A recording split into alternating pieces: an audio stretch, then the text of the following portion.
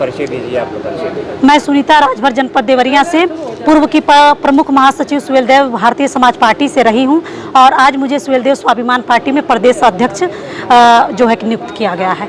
क्या वजह रहे कि आपने पिछली पार्टी को, मंत्री जी की पार्टी को आपने छोड़ दिया? देखिए, काफ़ी दिनों से मैं मंत्री जी से कई मुद्दों पे मैं मिलती रही, बात करती रही और जब मैं माननीय मुख्य जो है कि मंत्री जी से कई बार मुलाकात करने के बाद जब लगा कि माननीय मंत्री जी ओम प्रकाश राजभर जी जो है कि अपनी नीतियों से भटक गए हैं, जिन मुद्दों को लेकर के पूर्व की 23 वर्ष पहले पार्टी बनाई गई थी, आज उन एक भी मुद्दों को लेकर के माननीय मंत्री जी जो है ना सदन में बोलते हैं, ना सड़क पर उतर रहे हैं, तो अपने मंत्री पद को लेकर के भारतीय जनता पार्टी में जो है कि गठबंधन करने के बाद वो जो है कि सारे मुद्दों को, राजभर समाज के सारे मुद्दों को जो है कि दफन करके वो मंत्री जो है कि पद की कुर्सी पर बैठे हुए हैं। तो सारी चीज़ें कहीं ना कहीं मुझे नागवारा लगा, मुझे अच्छा नहीं लगा, जिसकी वजह से मुझे पार्टी से इस्तीफा देना पड़ा।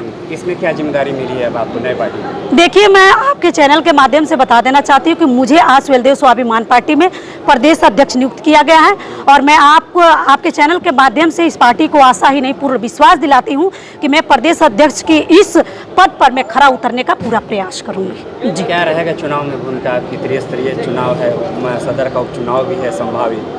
देखिए, बहुत सारे ऐसे मुद्दे हैं और भारतीय जनता पार्टी की सरकार में जिस तरीके से महिलाओं और बेटियों के साथ अत्याचार दुराचार की जा रही है और जिस प्रकार से उत्तर प्रदेश में युवा बेरोजगार तड़प रहे हैं, कराह रहे हैं, जिस तरीके से शिक्षा को पतन किया जा रहा है, जिस तरीके से हर गली हर कूचों पर शराब के अड्डे खोले जा रहे हैं, जिस तरीके से 3 महीने से लेकर के 6 महीने से लेकर के 12 साल की बच्चियों का रेप बलात्कार किया जा रहा है, जिस तरीके से महिलाएं प्रताड़ित हो रही हैं, ये सारे मुद्दे इस बार 27 में जो है कि सरकार परिवर्तन करने के लिए ये सारे मुद्दे बहुत ही काफ़ी हैं। उत्तर प्रदेश की सरकार जीरो टॉलरेंस की बात करती है और जो है कि धरातल पर पूरी तरीके से जीरो है और जिसके सहयोगी हमारे समाज के सबसे बड़े ठेकेदार नेता माननीय ओम प्रकाश राजभर जी सहयोगी दल में शामिल हुए हैं, जिसके वजह से मैं आपके चैनल के माध्यम से बताना चाहूंगी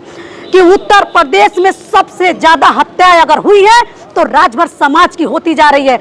आप इस देश के चौथे स्तंभ हैं, आप उनसे सवाल करें कि आखिर आप जाके भारतीय जनता पार्टी में उस कुर्सी पे क्यों बैठे हुए हैं? भाई, आपका तो मुद्दा था कि मैं राजभर समाज की बेटा बेटी को जो है कि सिपाही दरोगा बनाऊंगा, मैं महिलाओं को 50% का आरक्षण दिलवाऊंगा, मैं उत्तर प्रदेश में बिजली का बिल माफ करवाऊंगा, मैं शराबबंदी करवाऊंगा। इसमें से एक भी काम हुआ नहीं। मीडिया कर्मियों का बीमा करवाऊंगा, वोटर्स का पेंशन दिलवाऊंगा, इसमें से एक भी काम मेरे मीडिया बंधु नहीं हुआ, मेरे भाइयों नहीं हुआ। इन सारे सवालों को करने की जरूरत है क्योंकि आप ही लोग वो शक्ति हैं जो सरकार के असली आईने को, असली चेहरे को दिखा सकते हैं। तो मैं पुनः आप लोगों से कहना चाहती हूं कि यह सरकार जो है कि युवा के बारे में नहीं सोचने वाली सरकार है, बेटियों के बारे में नहीं सोचने वाली सरकार है, महिलाओं के बारे में नहीं सोचने वाली सरकार है। ये सरकार पूरी तरीके से शिक्षा को दफन करके और लोगों को गंवार बनाने का प्रयास कर रही है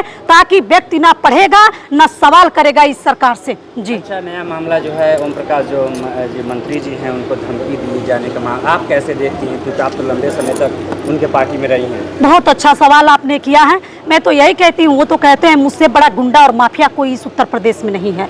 आपके चैनल के माध्यम से मैं कहना चाहूंगी और पूरी तरीका से वो चैनल पे आके कहते हैं कि मुझसे बड़ा जो है कि माफिया इस पूरे उत्तर प्रदेश में कोई नहीं है। तो माफिया को कौन मारने की धमकी दे सकता है? निश्चित रूप से ये जांच का विषय है और जांच होना चाहिए। अगर यदि वो झूठ बोलते हैं तो उनके बेटे और उन पे कार्रवाई होनी चाहिए। यदि अगर इस तरह की बात है तो जिस व्यक्ति ने यह धमकी दिया है उस पर कानूनी कार्रवाई होनी चाहिए। क्या टिकट की लाइन में आप भी हैं? देखिए, मैं एक संगठन के लिए आज आई हूँ और प्रदेश अध्यक्ष बनाई गई हूँ। निश्चित रूप से मैं जो है कि संगठन पर कार्य करूंगी और कभी भी टिकट संगठन को देखते हुए मिलता है, यहाँ पर टिकट की कोई बात नहीं है। जब कभी भी पार्टी शीर्ष नेतृत्व इस प्रकार का कभी अगर मौका देगी तो सुनीता राजभर एक कदम पीछे नहीं हटेंगे। जी, धन्यवाद।